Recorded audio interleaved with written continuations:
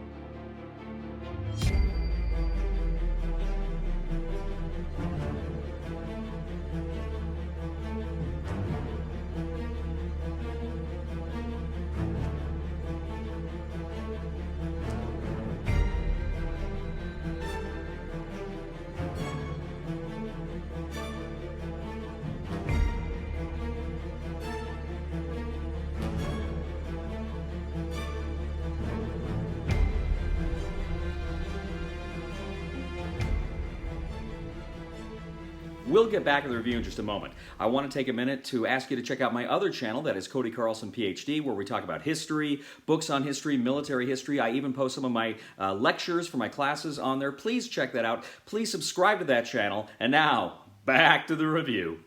In Saladin from Shakos, two players take on the roles of either the Christian army under Richard or the Muslim army under Saladin as they battle in the Holy Land during the Crusades.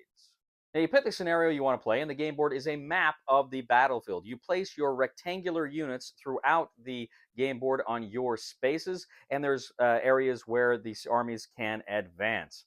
You then also will grab a number of little discs that will be your order tokens, and you have your cards out in front of you that represent the various units on the board, how they can advance, how they can attack, and what their options are.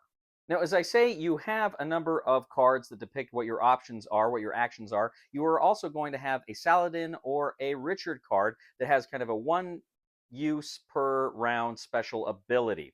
Now, what you're going to do on your turn is you're going to pick which ability on which card you want to use, and there's a cost associated with it. You pay a number of order tokens into the kind of exhausted area, and then you flip that card over. You can then do that. Now, for the Christians, you can advance units towards Saladin that can then attack. For instance, cavalry can go, they can charge. Now, depending on what action you have chosen, you're going to roll a number of dice. Now, there are the red dice of Henry, there is the green dice that affect Saladin, and you're going to roll a combination of those. So you want to roll, ideally, your colored dice so that it will inflict damages on the enemy.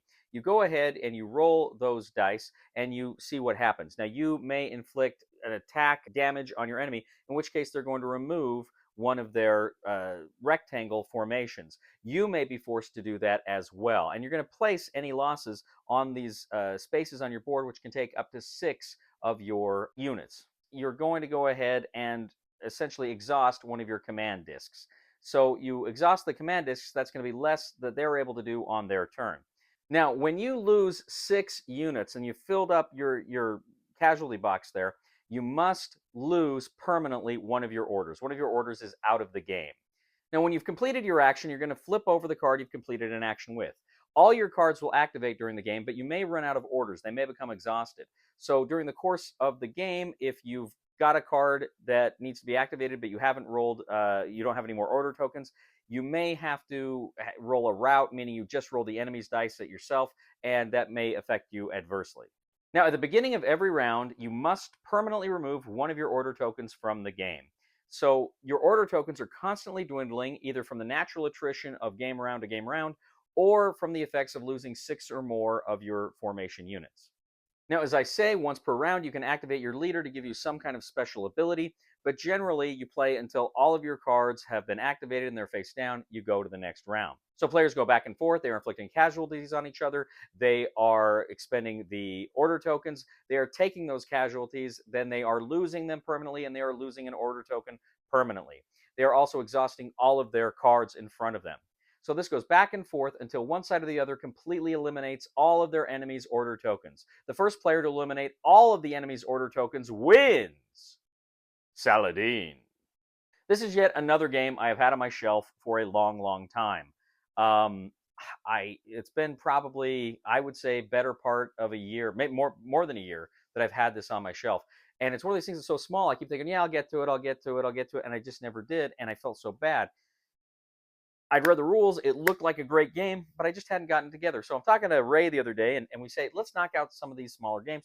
And we went ahead one night and we played Saladin.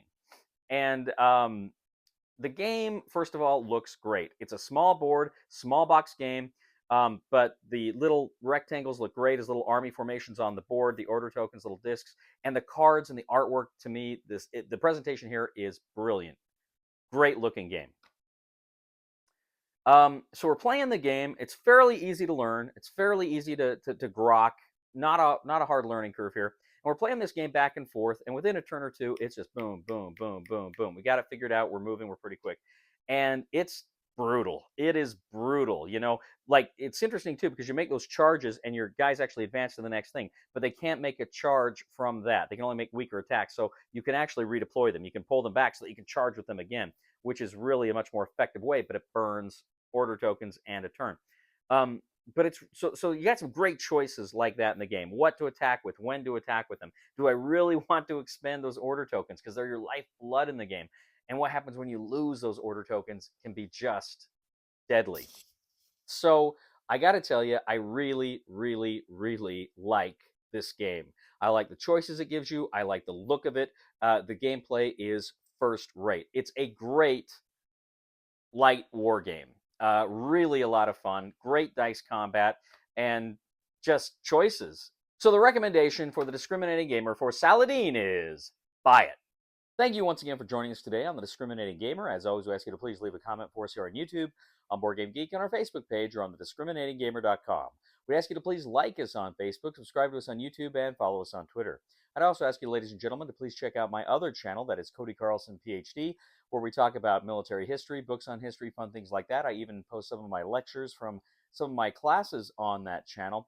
Please check that out and subscribe. It would mean a lot to me. Please also give us a thumb on Board Game Geek for this video. And if you really do appreciate what we do on this channel, I'd ask you to humbly go ahead and click on the Super Thanks button and leave a tip. Call me a bigot if you will, but I don't like French waiters. They give me the crepes. Please somebody help me on my feet again. And I don't know where I'm going, and I don't know where I've been.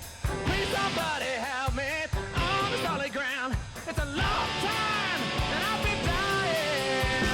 Once a year I wind up in the band. Yeah, he's what I call ultimate friend zone.